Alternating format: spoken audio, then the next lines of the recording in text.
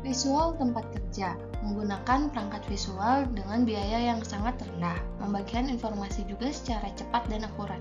Tampilan yang dirancang dengan baik dan grafik dapat melenyapkan kebingungan dan mengganti hasil cetakan, seperti kertas yang sulit untuk dipahami. Visual tempat kerja membutuhkan supervisi yang sedikit karena karyawan memahami standar, melihat hasilnya, dan mengetahui apa yang harus dilakukan. Manajer operasional harus membagikan informasi secara akurat dan terkini kebutuhan konsumen, spesifikasi, jadwal, dan detail lainnya yang berubah harus secepatnya dikomunikasikan kepada mereka yang dapat membuat segalanya terjadi.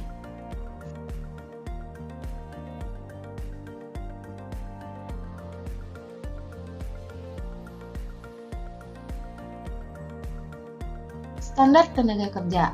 Penempatan tenaga kerja yang layak mempresentasikan jumlah waktu yang harus diambil oleh rata-rata karyawan untuk mengerjakan aktivitas pekerjaan tertentu di bawah kondisi kerja yang normal. Standar kerja ditentukan dalam 4 cara. Yang pertama adalah pengalaman pada masa lalu, kedua studi waktu, ketiga standar waktu yang telah ditetapkan sebelumnya, yang keempat adalah pengambilan sampel kerja. Standar tenaga kerja adalah jumlah waktu yang diperlukan untuk melaksanakan pekerjaan atau bagian dari penempatan, dan mereka ada baik dalam bentuk formal maupun informal untuk seluruh pekerjaan.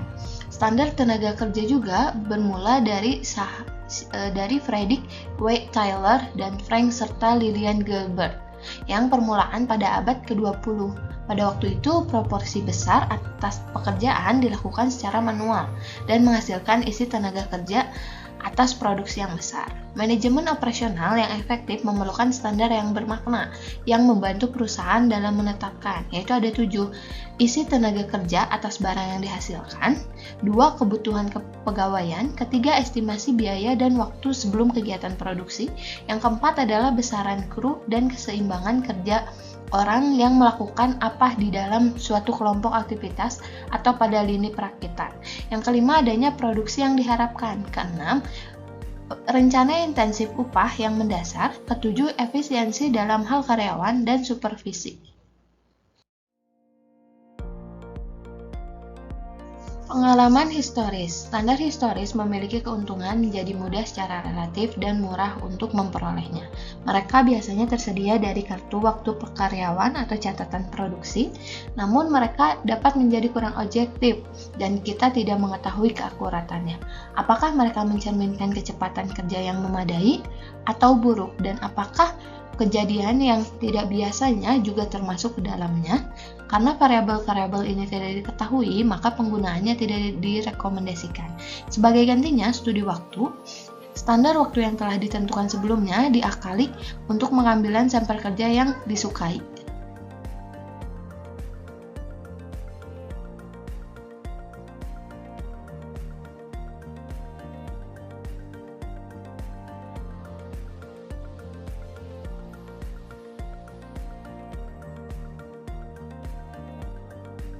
Pengalaman masa lalu. Studi stopwatch yang klasik awalnya diusulkan oleh Frederick W. Taylor pada tahun 1881 yang melibatkan sampel kinerja pekerja dan menggunakan untuk menetapkan suatu standar.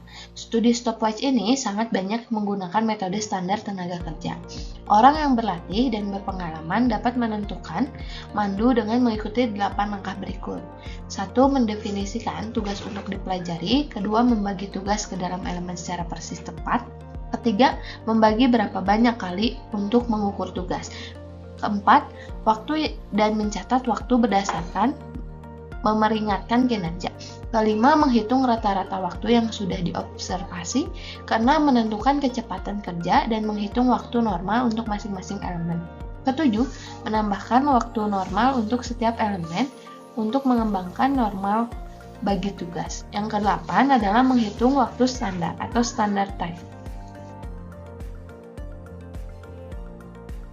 Untuk pengalaman masa lalu, ternyata ada rumusnya. Yang pertama, menghitung rata-rata waktu yang diobservasi.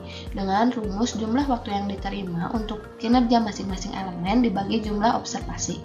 Yang kedua, menghitung waktu standar, yaitu total waktu normal dibagi 1 dikurang faktor cadangan.